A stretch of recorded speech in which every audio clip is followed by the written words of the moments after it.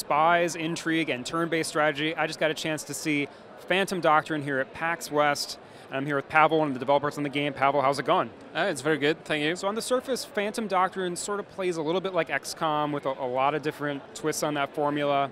One of the things that's most interesting me about the game is you can capture enemy agents and do a lot of interesting stuff to them. Walk me through all the things you can do with these enemy agents that you bring back to your base. Yeah, so when you encounter enemy agents on the battlefield, you can knock them out, take them on your back, and evacuate with them back to your hideout, where you have this sinister-looking facility waiting for them, and you can do all kinds of nasty stuff to them, such as you can place a locator implant in their head and send them back home, and this thing will broadcast their signal so you can pick up where they're coming from, where is their base of operations, and then you can attack this base, infiltrate, find more information about them. You can also make them a mole of yours, so they will actually send you regular updates on enemy activities and will reveal enemy missions on the world map, and so you can act on them. You can also try to convert an agent, so he actually becomes one of your team. Of course, you don't really know in case the enemy will try to take them back or something. You can basically you can implant a Manchurian drill, which is one of the coolest stuff you can do, because you implant a trigger phrase, and then you release the agent back to the enemy, and when you encounter them during one of the tactical missions, you just say the magic word, and they come to your aid when the enemy is least expecting it. It's a really interesting set of mechanics there. And this can also happen to your agents as well. So you're on one of these turn-based missions, say one of your guys goes down. If you don't retrieve him and extract from the mission, he can get captured and might show up later, is that right? Yes, that's correct. And once you leave him behind, you don't really know what is going to happen to him. So say you were in a pinch, you had to evacuate early, and one of your guys stayed behind, and he goes back to your hideout after a week, and he says, yeah, I managed to get out, it was tough, but I somehow managed it.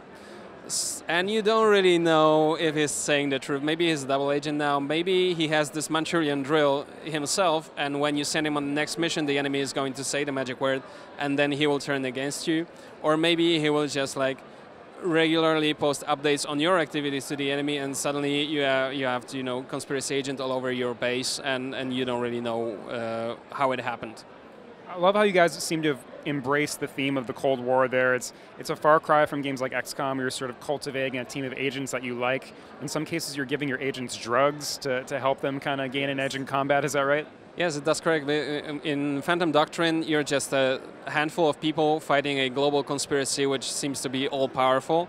So if you want to have a fighting chance, you really need to go to great lengths and take all the help you can get and every advantage you can get, whatever the cost, be it moral or so you can do some pretty nasty stuff. And this is actually what has been happening during the Cold War, where people were treated like assets. Well, that's the word.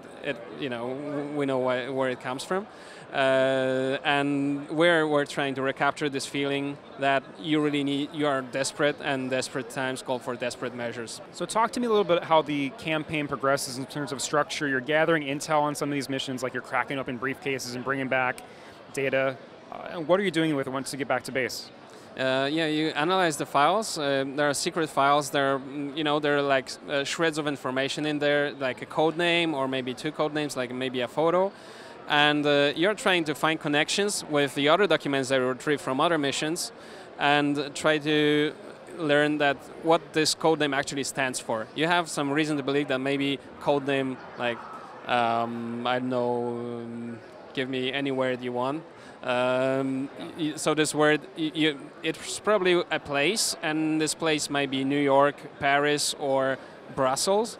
And by referencing other documents and finding connections between them, you actually learn that this code name stood for Brussels. So this is where the enemy base is, and so now it's revealed on the map, and you can act on it. So you can send agents to infiltrate the place. You can plant some undercover agents there. So when you finally move on to attacking this place and sending your agents in, you have some fighting chance. Or maybe it turns out that this is actually some conspiracy plan brewing, and it's so close to completion you won't have time to infiltrate the place and prepare for it. So you just need to like gather all your people and send them in as quickly as possible, taking all the risks that it entails, that you never know what you're coming into.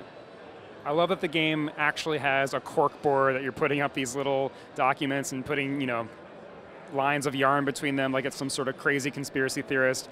When are we going to get a chance to play Phantom Doctrine? Phantom Doctrine releases sometimes early in 2018. Sounds good. I think it's a really interesting project, great take on this genre. Pavel, thanks for talking with us and good luck. Thank you very much.